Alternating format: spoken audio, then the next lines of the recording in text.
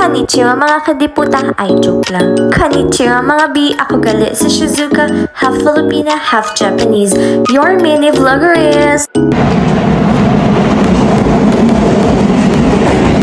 Papunta na pala ako ngayon sa Kanda Station mga B. Doon kasi kami magkikita-kita ng aking mga colleagues. So after an hour, nakarating na rin ako dito. Maghahanap muna pala ako ng convenience store dito. Bibili muna ako ng konting pagkain kasi nagugutom na ako. Bibili din ako ng inumin na anti-hangover kasi may trabaho pa ako kinabukasan. Ito pala yon, uko na chikara. Mapapalaban kasi ako mamaya sa inuman. Celebrate kasi kami ng Shininkai or after New Year party.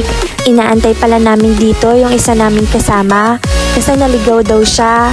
Doon siya dumaan sa kabilang exit. And finally, eto na siya. Si Ate Darling nga pala. Isa sa mga ate ko sa work na sobrang good vibes ng andala.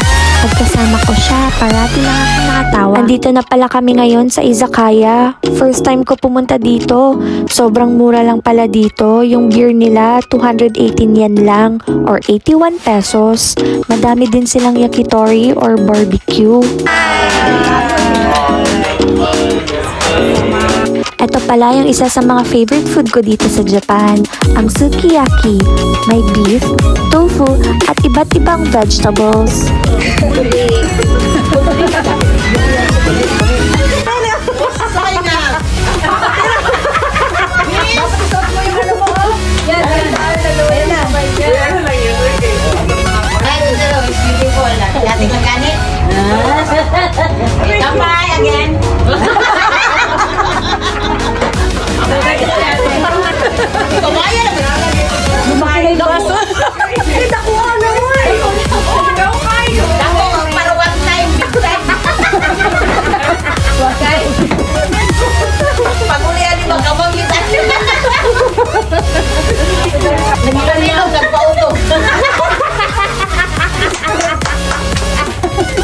Medyo tipsy na pala ako dito, kaya kain na ako ng kain.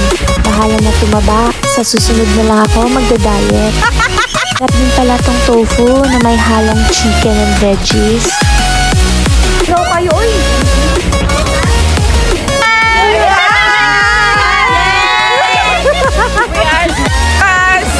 Going home. Yes, we're going home, Philippines. Shininkai. Oo, New Year party. Medyo shulelat na kami.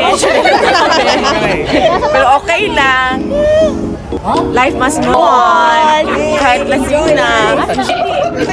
Pak! Ano ka dyan? Sino ka dyan? Na! Hi! Salamat! Pauwi na rin kami. Nakaabot pa kami ng last train.